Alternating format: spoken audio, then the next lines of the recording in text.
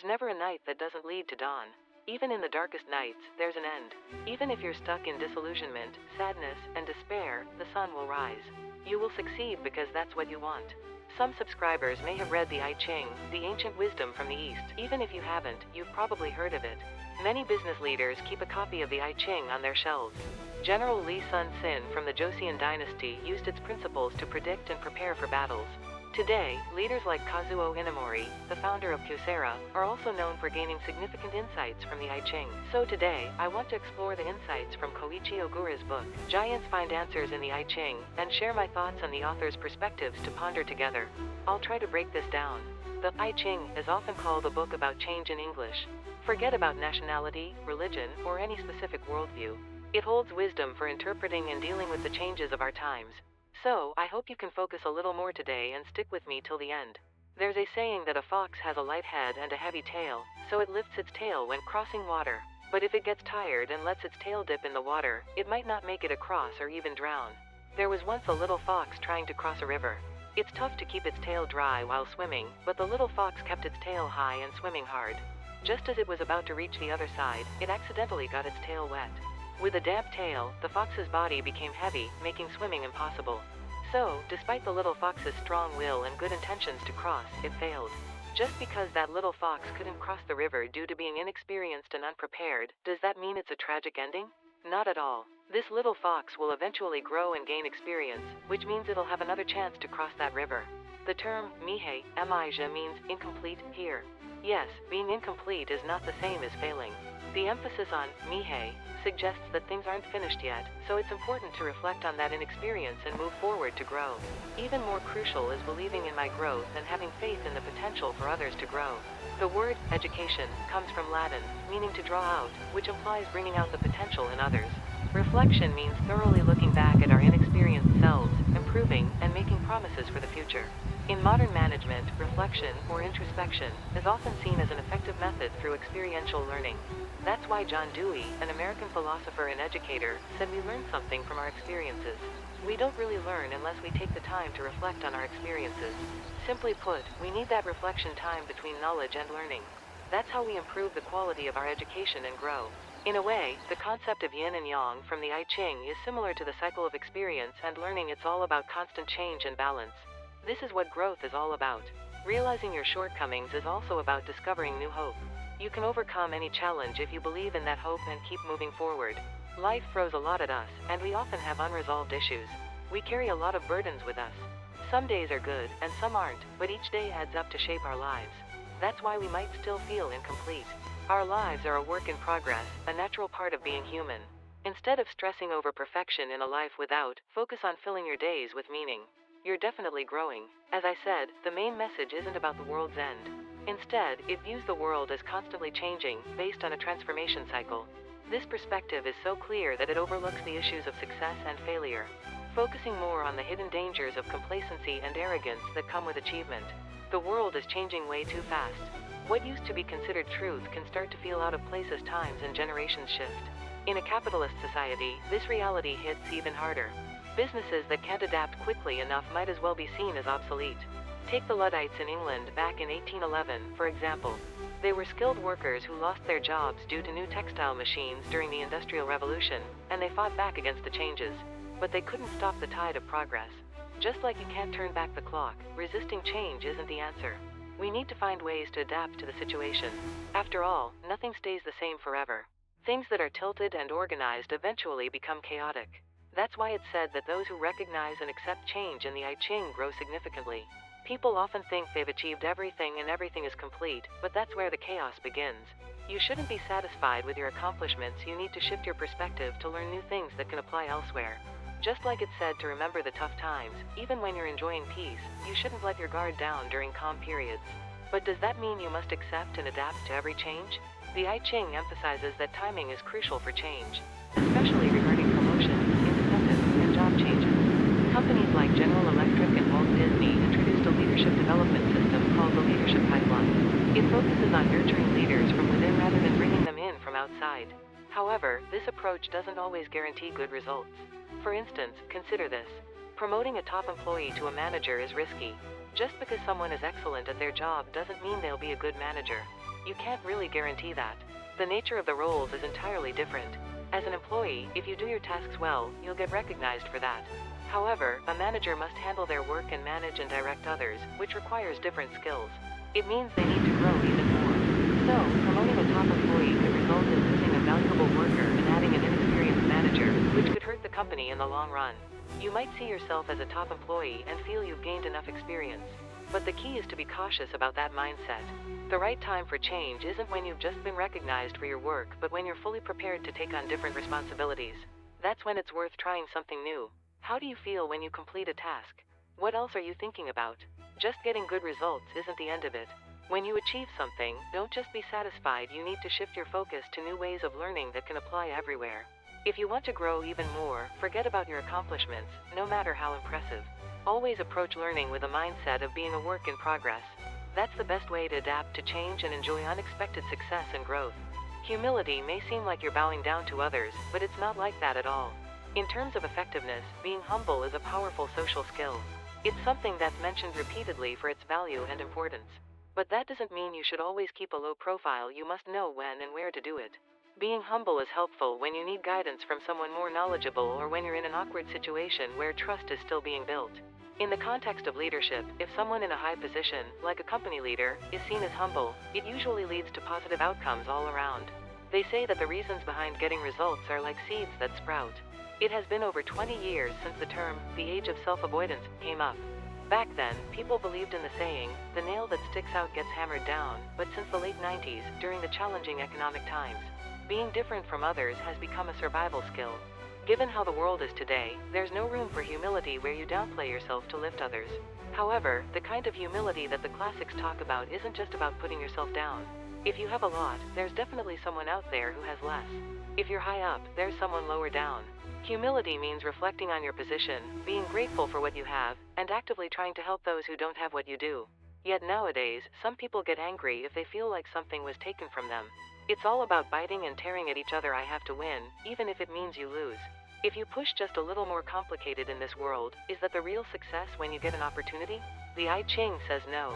When you look around and see people obsessing over what they don't have, it's clear that, even though it seems like everyone has everything, we're actually in a time of real lack. The I Ching emphasizes humility over and over again. It's not just a suggestion, it's a command. Yes, the teachings about humility from the I Ching are still relevant today. Why do we despise arrogance and admire humility? Because that's just part of being human. If you think about the people you care about, it's easy to see. This goes for celebrities and sports stars who are loved by many too. Remember, those with power are humble ultimately. The humble ones get everything. The mouth can bring disaster, and the tongue can cut like a knife. This is a convenient truth. That's why people often say that the mouth is the source of trouble. Many can relate to this daily, where slip-ups can lead to anger. The experience of wearing something is endless. No matter how old you get, you must be aware of this. Talking about other people and sharing stories is fun. As the saying goes, you can't control what others say, and humans naturally love to talk about others. There's actually a scientific reason behind this. Recent neuroscience research has shown that when we evaluate someone in a lower position than us, the part of our brain that feels rewarded lights up, while assessing someone in a higher position activates the part that feels lost. Basically, our brains perceive those deemed inferior as rewarding and those who are superior as a loss. In simpler terms, we tend to judge and criticize the failures or mistakes of others who seem inferior to us, making ourselves feel superior and even getting a thrill from it. Especially nowadays, with smartphones and the internet always at our fingertips. We don't even need the courage to face someone to say harsh criticisms or curses without hesitation. It's all about what you put out there. The book, Tao Te Ching, talks about having a good time chatting, but it also stresses that you need to be really careful with your words. Just look at how many well-known people lose their standing overnight because of something they said. Words can reflect a person's character or tendencies. Some folks blurt things out without thinking, claiming they have no limits. Others might use their bluntness as an excuse to insult someone directly. Why do they even say those things? They have nothing to gain and don't realize they're just making a bad impression. Some people get this kind of feedback a lot. On the flip side, some are great at understanding others and comforting them. To be a good talker, you must first be a good listener. If you don't have that foundation, your words won't carry any weight because no one wants to listen to someone who doesn't listen to them. They say if it takes 2 years to learn to talk, it takes 60 years to learn to listen. That shows how much harder it is to listen than to speak. Sometimes, silence speaks louder than words, but finding a relationship where you can share that silence is rare and challenging. The highest level of conversation is sharing thoughts, the middle level is talking about events, and the lowest is just gossiping about people. So, who will you speak to today, and what will you talk about? That reflects your true self. You know that saying, a journey of 1,000 miles begins with a single step? It might sound boring, but if you want to get far, you've got to take your time. Rushing doesn't help. It's about steady progress that really pays off. When you succeed and gain power, people flock to you, but those people will bail at the first sign of trouble. That's why it's essential to invest in your own time and build your own story. Many people say that you must go through tough times and hardships to achieve anything worthwhile, and they're right. It's true that experiencing failures and challenges and learning from them builds solid confidence and patience. That's how you develop clear judgment and persuasive communication. This is definitely part of the path to success. Ultimately, those people don't even bother hoping for a lucky break. There's a story about a traveler who asked 3 guys laying bricks, "Why are you stacking those bricks?" The first guy said, "Because I have to." The second guy replied, "Because I get paid for it." But the last guy said, "I'm creating a meaningful space where people can relax." So, why do you work? What's the purpose behind what you do? Or really, what's the reason you're living? It's about following the proper steps and timing. Good results will eventually come if you build a solid foundation from the ground up. Everyone goes through times when things don't go their way. It's understandable to feel frustrated when it seems like someone who put in less effort is getting the opportunities you deserve. When you see someone with sneaky intentions thriving, it's hard not to feel resentful. That's a natural reaction. But remember, a capable person knows when to hold back. Stay confident and be patient. Dawn always comes after a night. That day will go for you if you have an honest and strong heart. Your mind is where your true self resides, and it has the power to turn hell into heaven or heaven into hell. Life often takes unexpected turns. You must make more intentional decisions and choices whenever you face those situations. Life is just a series of choices. Just like the food you eat for breakfast shapes your body, your decisions now shape your life. We all want to make the right choices and decisions, which we all share. I want to reduce risks and anticipate things ahead of time. That desire is, in fact, the starting point of the I Ching. Today, the giants of Ogura Koichi are also looking for answers in the I Ching. I want to share some insights from this book and mix them with my thoughts for us to consider together. Sometimes it feels like one mountain after another. You think you've hit rock bottom, that there's nowhere left to fall. But often, that bottom isn't the end, it's just the beginning. When you feel entirely cornered, your true potential shines through. Individuals, organizations, and even nations can face unexpected challenges that, while they may lead to loss, often forge us into something more substantial. Much like how hammering makes the metal more durable. The I Ching suggests that this period is one of immense hardship and growth through those struggles. Of course, if you shy away from these challenges, you'll miss out on that growth. If you embrace the rugged path, that's the way forward. The results can be drastically different. One theory in crisis management that British economist and historian Arnold Toynbee liked to quote is the eels in the bucket effect. In Northern Europe, eels are put in the tank when transporting herring caught from the sea. This way, the herring keeps moving around to avoid being eaten by the eels, which helps them stay fresh during the journey. This concept suggests that companies need tension and motivation like the eels to survive tough competition. Now, think about this: what if I told you I have no struggles, no pain, no worries? If that were the case, I wouldn't be alive, I'd be like a walking dead person. But here I am, alive. So, struggles are always with us.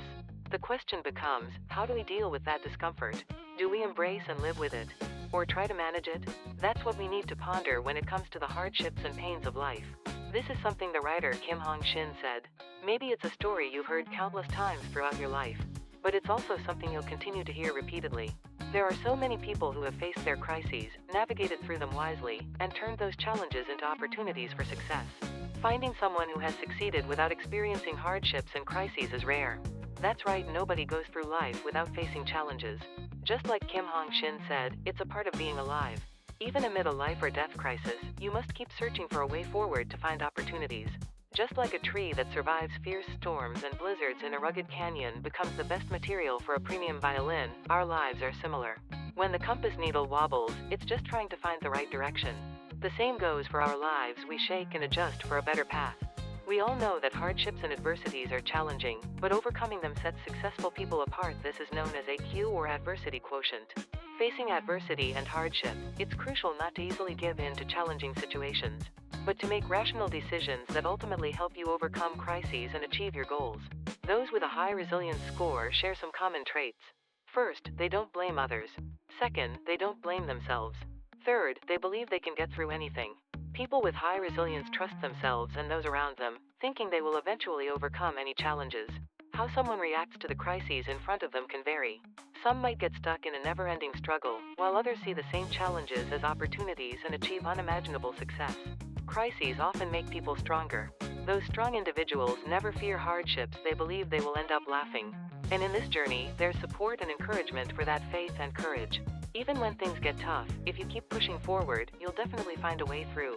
Change happens. If you can create change, it can be the driving force to overcome obstacles and achieve results. Those achievements will definitely last a long time. These days, most people use cards, but the reason people still have a desire for cash is that money allows for exchanges through economic activity. If you have money, you can trade it for things you want. However, we work every day from morning till night to earn money and want to make a lot of it, but we don't think deeply about it. What does money mean to you? You might want to earn more than others, and spend a lot of time thinking about spending it, yet the idea of questioning your relationship with money feels strange. In a capitalist society, you can't survive a moment without money. It's so intertwined with daily life that we take it for granted, but we don't consider its value or impact on our lives. People often overlook this and even become slaves to money. But if you look at how and where someone spends their money, you can get a good idea of who they are. Still unsure about what you value or enjoy? Just check your credit card statements. Your eating habits, hobbies, spending attitude, reading habits, health, and relationships all reveal your thoughts, actions, and personality. Just looking at where you make purchases can give insights into your lifestyle. Of course, the definition of being wealthy varies from person to person, making it hard to pin down. You might be considered richer if you have $1 billion compared to someone with 500 million. But you might also feel poor when compared to someone with 1.5 billion. Even though the national income is rising, living standards are improving, and welfare is improving, the feeling of relative deprivation due to the wealth gap is stronger than ever. The world is divided between those who have money and those who don't. Some are in a position to lend money, while others are stuck borrowing. That's why cash keeps circulating, hence the saying. Some situations wound deeper than legal issues or disputes, especially when you realize the money you need is out of reach. Sometimes, it feels like we have to spend more money than we have. But money is just money, it's neither good nor bad. According to the Book of Changes, this is a time when taking losses can lead to more significant gains later on. We must shift our perspective and turn current losses into future profits. Everyone hates losing money, and you're no different. You'd probably prefer to gain even more if you have to give a little now, you hope to return much later. We often look down on those who can't do this, calling them fools. People who take losses are seen as unable to handle their affairs. However, the Book of Changes suggests that those willing to take losses can achieve great success. It's important to remember that calculating profits is just a means to survive, not the goal of life. You want to make more money, spend more time happily with loved ones, or pursue the dreams you've always wanted to chase. That's probably to get those opportunities, meaning money isn't the end goal. But some people live their lives chasing after money like it's the only thing that matters. The I Ching warns against living a life that solely revolves around money. The hand in, hand over actually means to take a loss. When you let go of things, you make space to gain more, and what seems like a loss now will eventually come back as a benefit. That's the idea behind it. You can buy food with money, but you can't buy an appetite. You can buy a bed, but you can't buy sleep. You can buy medicine, but you can't buy health. You can buy books, but you can't buy knowledge, and you can buy a watch, but you can't buy time. Most importantly, you can buy a person but can't buy their heart. So yes, even though money is something we can't ignore in life, it's just a means to an end, not our life's purpose. The I Ching looks at every moment of life from both sides, paying attention to what's in front of us and behind us. I keep saying this, but when it comes to money, it's all about the long game. If you develop good judgment to reduce risks and take a more specific and secure stance, it means that any losses will eventually turn into gains. In times when money is stacking up smoothly in the area, it's important to be extra cautious about the hidden dangers behind that success. First, always know your position and avoid being overly greedy. Commit to whatever you take on. Second, don't give up just because something takes a long time. Third, don't seek profits solely for your benefit. Fourth, if you unexpectedly come into money or luck, be considerate of those around you and ask for help. The most significant danger at this point is letting your greed overshadow your goals and objectives. When you think you can buy anything with money and that anything is possible, your money might slip away. Right now, our society is in an era of excessive anger. According to the Korean Neuropsychiatric Association, 52% of adults in our country have experienced anger that's hard to control, and a whopping 11% have experienced anger that requires treatment. Anger is one of the key issues running through Korean society, alongside social polarization and materialism. The pressure can get intense in a world where everything feels like a competition. It's like, instead of just being hungry for success, it hurts when someone else gets ahead of you. This destructive anger can turn anyone into a perpetrator or a victim. The conflicts between different generations and genders keep getting worse, and honestly, talking about the ongoing tensions is exhausting. With social media blowing up, the spread of anger and hate has only sped up and expanded. At this point, it feels like we're living in a place filled with division and conflict. In our country, whether it's powerful companies or the government, or even between neighbors, yes, even family members, everything seems to end up in lawsuits. We've become a society that relies on legal battles to solve every issue. It's not an exaggeration to say we've become a lawsuit republic. Many people feel this is the only way to get justice if they've been wronged. But if you think about it, winning a lawsuit often leaves you with more scars and doesn't fix the problem. Social lawsuits highlight our society's flaws, and change comes so slowly that it often leaves people feeling helpless. Cheonsasong means that song refers to a lawsuit. It's a time when disputes and conflicts are common. The idea is to let go of selfishness and remember to put yourself in someone else's shoes. Even with just two people, you can't avoid conflict. There will always be disagreements in any society. But if everyone sticks to their opinions, finding common ground becomes difficult. If someone insists on pushing only their agenda, the outcome is pretty predictable. That's where the important attitude of putting yourself in someone else's shoes comes into play. Looking at it from that perspective means changing your thoughts about the situation. Back in the day, the quality of land, good or bad, high or low, totally affected the yield of crops and ways of living. So, land issues were a big deal, almost a matter of life and death. But the point here is to think about things differently. In the West, there's a saying, walk a mile in someone else's shoes. You can't really understand how someone feels about their shoes unless you try them on. Only those wearing the shoes know if they're too tight, comfortable, or uncomfortable. But truly understanding what the person wearing the shoes feels is a whole different level. It's not easy to truly understand others, it takes much effort. What about you? Have you ever let a slight misunderstanding spiral into something bigger, creating distance between you and someone else? Those thick knots of hurt can stick around in your life. The advice is not to take the other person's anger personally and to let go of minor words and actions. Even if you win the argument at the moment, in the end, you gain nothing. So why should we try to see things from someone else's perspective? Why avoid fights and forgive their anger? It all comes down to doing it for yourself. Choosing to forgive is important. Forgiving isn't easy, but it allows you to live in the present instead of being stuck in the past and helps you shape your future. Who is that person who filled your heart with those feelings? Please don't hold back your conflicts and anger, do it for yourself, and practice empathy and forgiveness. Choose wisely, the mind is where you truly reside. Within it, you can turn hell into heaven or heaven into hell. Once, a king asked his ministers to touch an elephant they had never seen before. The minister who touched its leg said it felt like a pillar. The one who touched its ear claimed it was like a huge fan. The minister who felt its tail said it resembled a snake, while the one who touched its belly thought it felt like a wall.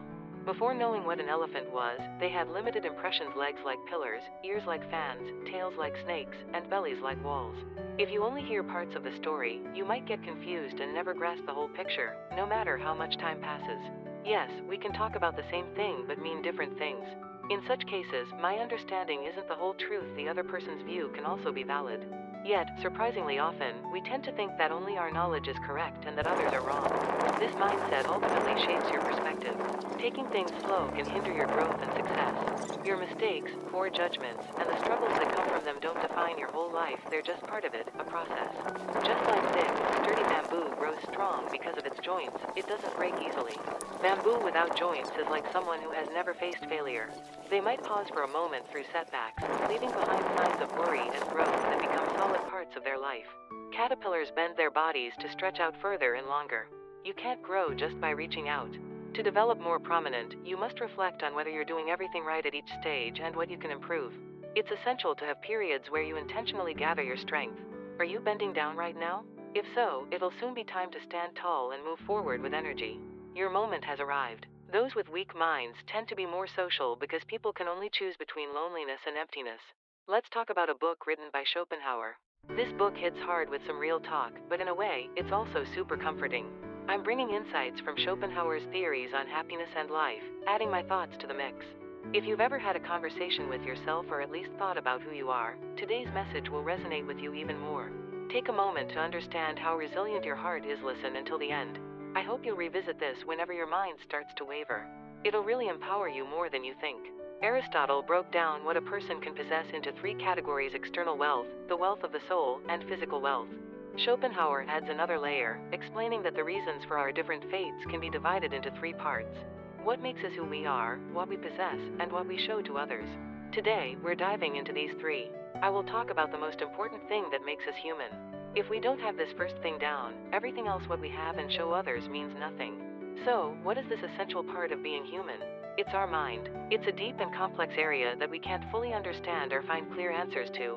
Schopenhauer says that people with a narrow mindset, no matter how hard they try for happiness, will only see an essential, almost animalistic kind of joy and always rely on trivial distractions. Even culture doesn't elevate their narrow thinking. But the most noble and lasting enjoyment comes only from mental fulfillment. Many people know that mental strength is essential, but the problem is you can't see it or measure it. So, it's hard to grasp. Because of this, too many people often overlook the power of mental strength and focus on what humans have or show to others, like their crunching numbers. But in the end, nothing will improve in life if you don't have that mental strength. For instance, some folks envy specific interesting events that others have experienced. But instead of envying the event itself, it's better to admire that person's ability to appreciate and describe those moments. The same event can be told in a way that's super entertaining by one person, while another might make it sound boring. So, a foolish person might envy the poet for their writing experiences without realizing that they should admire the poet's unique insight and creativity in expressing something that might seem ordinary. In the end, as Schopenhauer said, our mental strength is the most essential thing that makes us human. There's a richness that comes from within. I really believe that taking the time to reflect on ourselves and having meaningful conversations is what matters most. It's about not getting distracted by unnecessary things. That inner strength helps us live our lives. A person who is self-aware can find joy in their thoughts and imagination, even when they're alone. But someone who isn't as aware might jump from socializing to entertainment, unable to handle the painful boredom.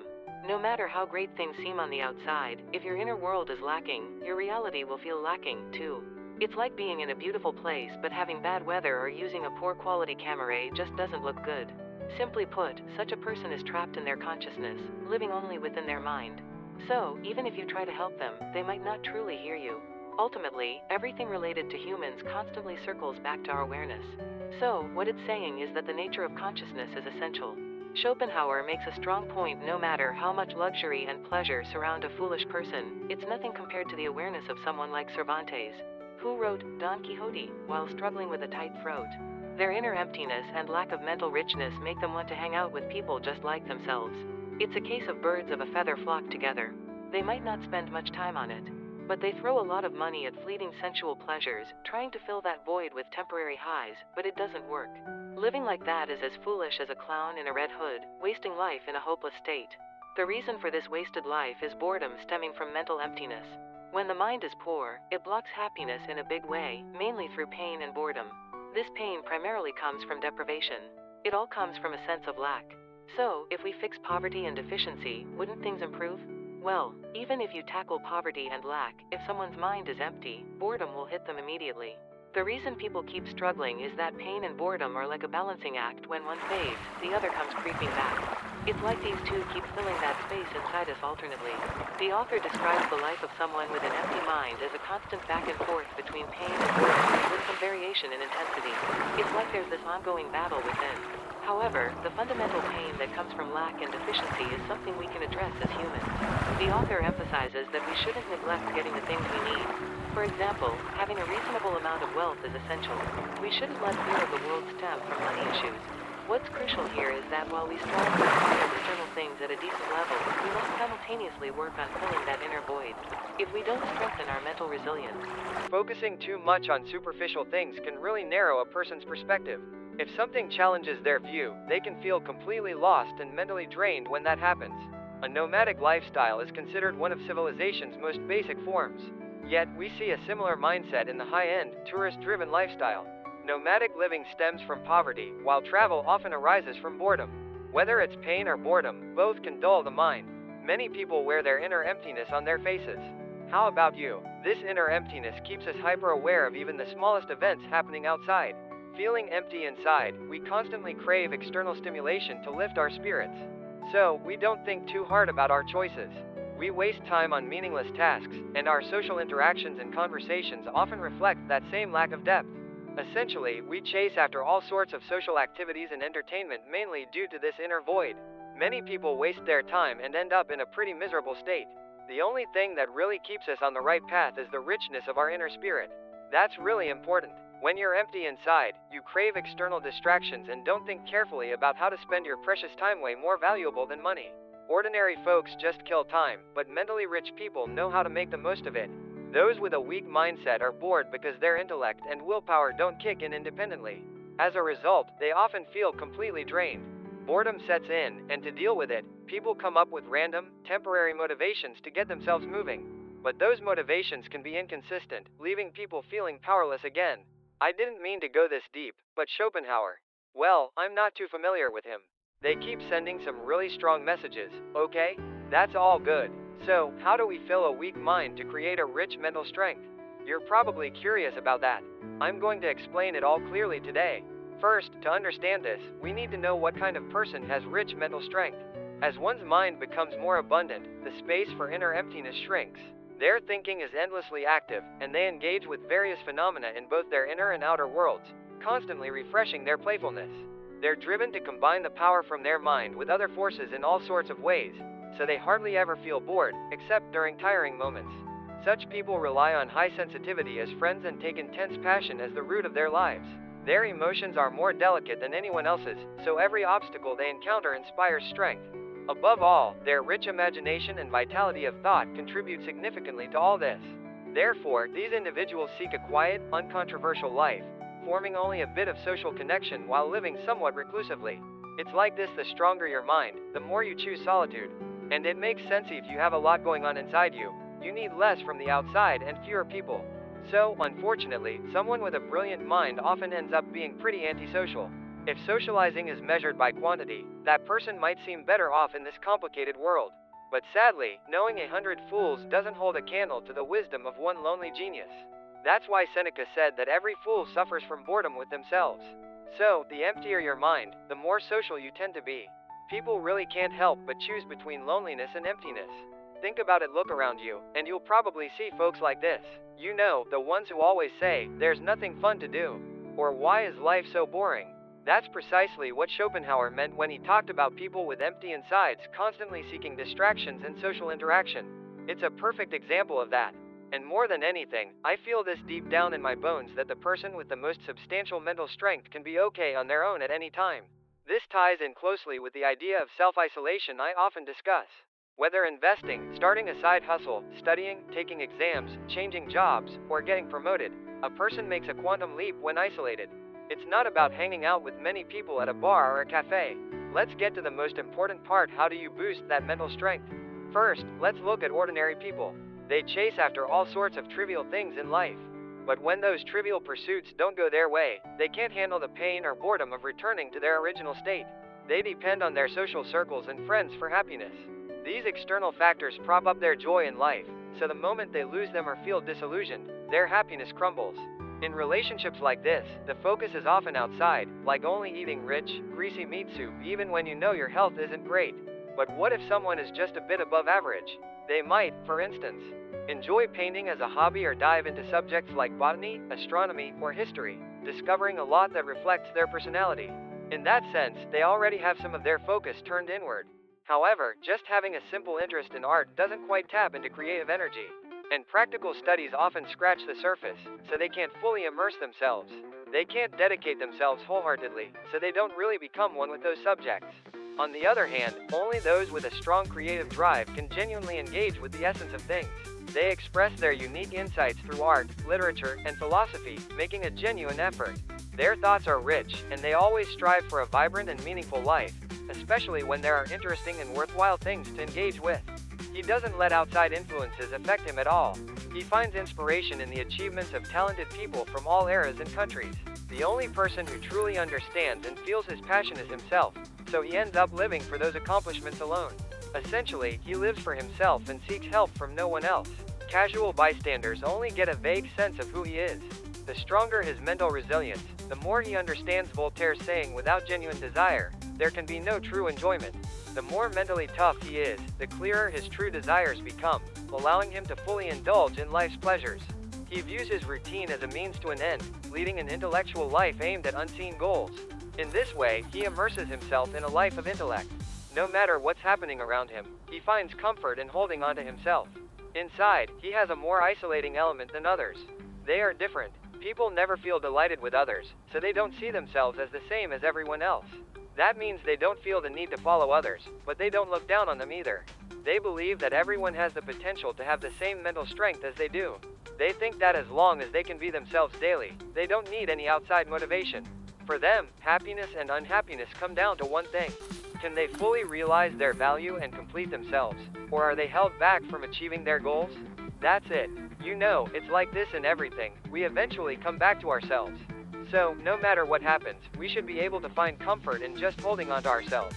But if I'm holding on to myself and the world is nothing but anxiety and fear, then life gets tough.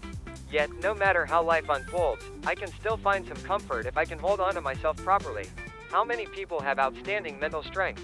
Still, we try to live that life every day, right? I feel the same way, and so do you, which is why you're listening to this message. Instead of being dragged around by pain and boredom, we want to live a life where we feel whole, just as we are. For those who think the same, the author offers a solution. Whether something good or bad happens, as long as it's not a major disaster, what really matters is how we feel about it. It's all about the type and intensity of our sensitivity. A person who can manage their sensitivity well is someone mentally strong. So, out of everything we have, a cheerful heart makes us happiest, nothing more. That's a line that struck me.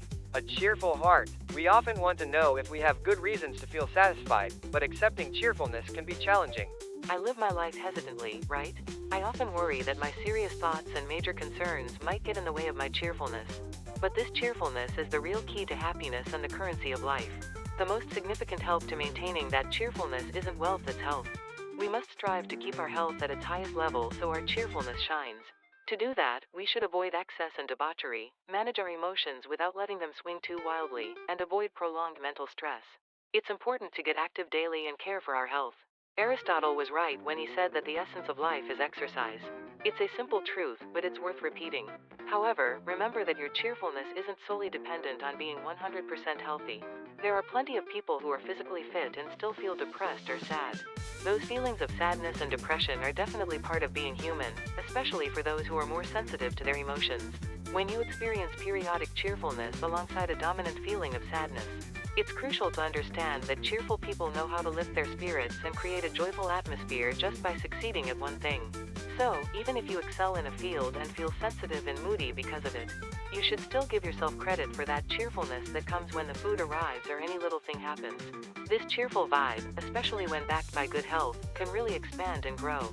Schopenhauer emphasizes that if you keep pointing out your gloomy feelings and let them grow, you'll end up stuck in a rut with no way out. Your everyday life can be dull and dry if you don't move with passion.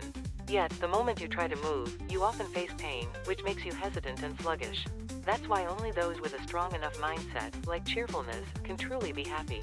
A strong mindset allows you to work consistently without suffering too much. And that's why the right words and writings about mental strength have been crucial for you up until now.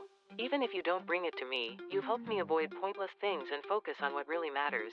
Being able to express your unique talents without interruptions is true happiness.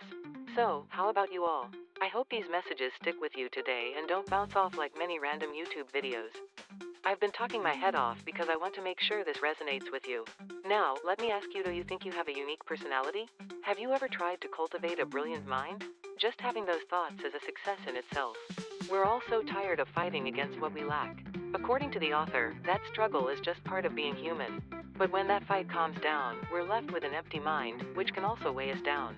That's why people say they've lost their mind or just given up. And that's the truth. It's a blessing. Those with a sharp mind undoubtedly enjoy the most significant benefits. When you have a mature mindset that allows you to appreciate yourself, the external circumstances around you start to work in your favor, adjusting to meet your needs. People like this don't need to worry about outside sources because they gain better social conditions through moderation and saving. They don't even need to cater to lowbrow tastes. So, the best and most desirable thing is for everyone to exist for themselves. As we grow older, what we inherently possess becomes much more important than how it appears to others. That's why Nietzsche says, "You are the conqueror, the one who has overcome themselves, the master of their senses." Are you the master of these things? This comes first. Can you dislike slim people and still become slim yourself? Can you envy wealthy people or think they're obnoxious and still expect to be rich? This is what we humans possess. I will discuss why some people get richer while others struggle. Even when someone breaks free and gets a big payday, why do so many end up back where they started? Understanding how to shift our subconscious is crucial, and I'll dive into this using Schopenhauer's insights. There's tons of material on this in books and on YouTube, but I'll bring in Schopenhauer's sharp perspectives on happiness and life, mixing my thoughts for a fresh take. First, consider what people have: things we can see and own, like assets. Let's hear what Schopenhauer says. He points out that while it's not impossible to set a rational limit on our possessions, it's definitely a tough challenge. Our satisfaction with what we own isn't absolute, it's all about comparison. It's all about the relationship between you and your possessions. If you try to think about your belongings without considering yourself, it's like having a numerator without a denominator, meaningless. Some people don't even think about how much wealth they should have, while others clearly know what that looks like. This difference shows everyone has a perspective on how far they can go. This perspective can be a limit for some and a goal for others. But there's something important to consider here. Schopenhauer said that anything outside your line of sight, your horizon, doesn't affect you. In simpler terms, everything you want and all the actions and outcomes from them happen within your own perceived limits or goals. If you think something is beyond your limits, that's where it stays.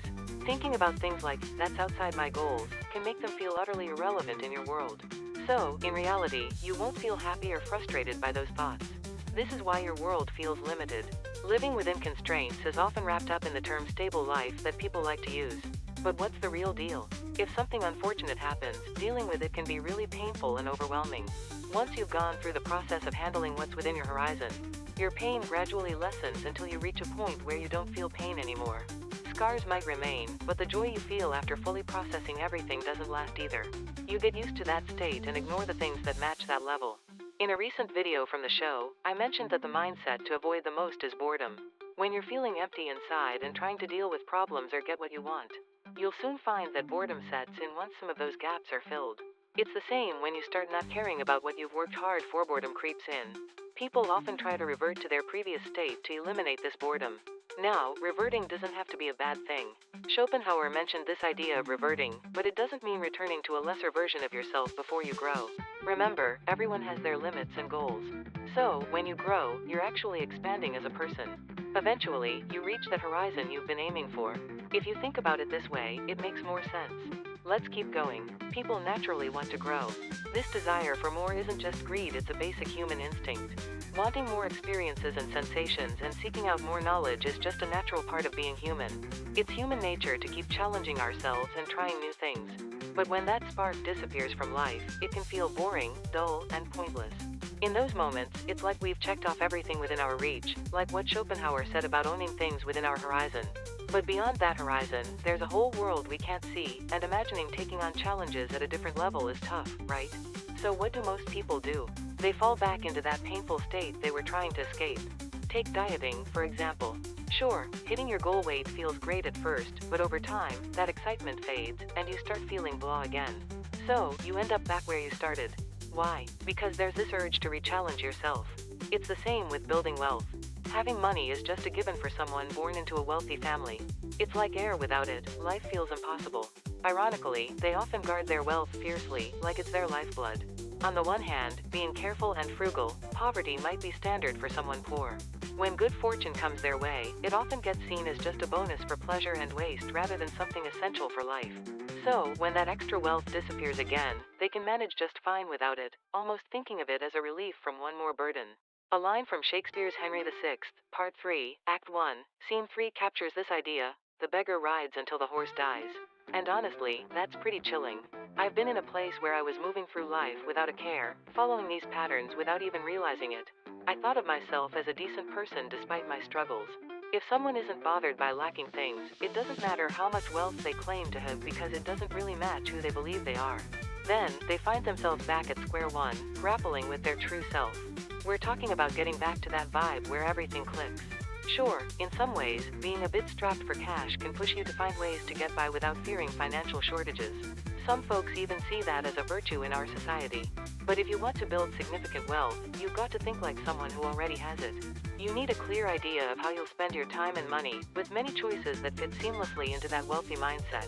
And then there's the next part that comes naturally. These days, with the economy being harsh, it's easy to feel like everyone's struggling. But if I want to attract more wealth, the first words that come to mind about me shouldn't be lack or hardship. Just take a moment to think about it. Your horizon might not be visible, but it's closer than you think.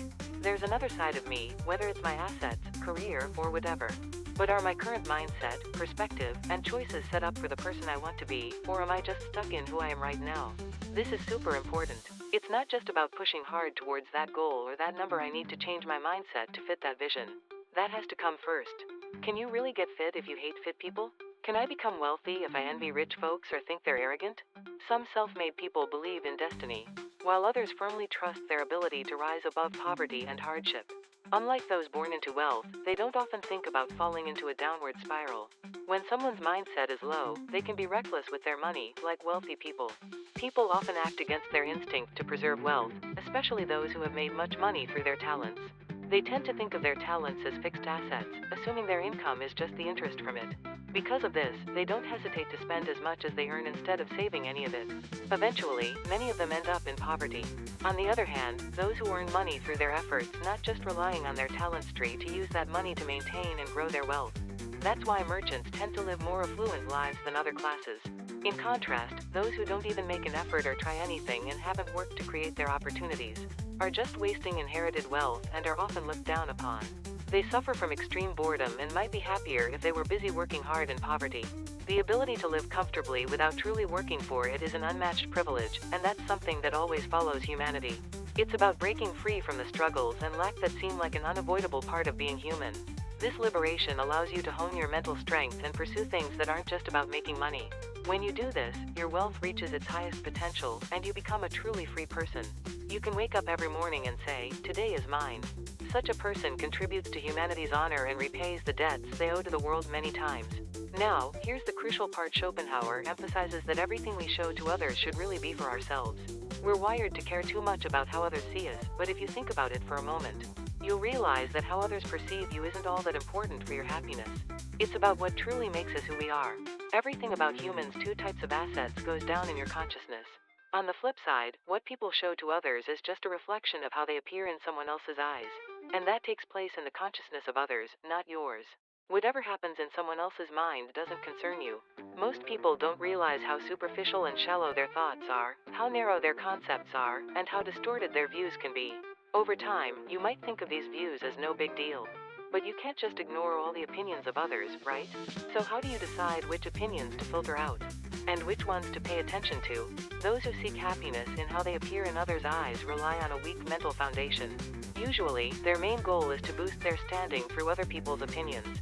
If someone around you reflects this behavior, their views about you aren't worth your time. Don't be afraid of such people. Let their words go in one ear and out the other. Think about it. When you realize how often other people's words can hit home, you understand that their opinions can't really influence you. So take the time to reflect on your worth and evaluate yourself properly. It's wise not to react too sensitively to flattery or hurtful opinions from others. Each of us lives within our views, not someone else's. Recognizing this simple truth can really help with happiness. Instead of stressing over how to impress others based on your looks, income, or where you live, focus on this essential truth. It may seem obvious, but it's not always easy to grasp. Understanding this is crucial for life. Still, doing what's truly valuable can be tough. Our happiness relies on inner peace and satisfaction. So, to boost your happiness, scale back the need to show off or seek approval from others. It's important to lower our pride, which means we need to eliminate the thorns that constantly bother us from within. But like I said before, that's not an easy task. Two kinds of seeds sprout from human nature: vanity and self-esteem. The more foolish of the two is vanity. Self-esteem is a solid belief in one's worth, while vanity is the desire to get that belief recognized by others. The stronger your vanity, the more you might be able to talk the talk, but sometimes it's better to keep quiet. That's because people actually find it easier and more specific to get the praise they crave from others when they stay silent. Unfortunately, the biggest obstacle to having solid self-esteem is the vanity that makes people strive for others' approval. So, the only way to break free from this foolishness is to recognize it for what it is. If you manage to escape this everyday foolishness and become a new person, you'll find peace of mind and a brighter outlook, which makes you even more potent. You'll adopt a confident attitude, and your actions will feel free and natural. A little time spent in solitude is so good for your mental stability, because it allows you to step away from others' judgments and opinions, allowing you to focus on yourself. At that point, you can find a perspective that reflects who you are rather than skewed by what others think. So, isolating yourself for mental growth can help you avoid a lot of practical misfortunes that come from foolishness. Ultimately, we can pay more attention to solid assets and enjoy them without distractions. So, the takeaway today is about finding your true perspective through self-isolation. It's about thinking and acting like you, aligned with your horizon. It's about breaking free from the moment and using your resources to realize your value. That's how you become genuinely independent, becoming the master of your own time and strength. Where do you stand in all this? Hey, everyone, I hope today gives you a chance to think about whether you've been living in your consciousness, or just in the minds of others, chasing after their ideas. Thank you for listening so far. This is the translated version of the Hawaii Mansion, which is a famous YouTube broadcaster in Korea. His inside thoughts are so heart-touching and knowledgeable, all thanks for his contents.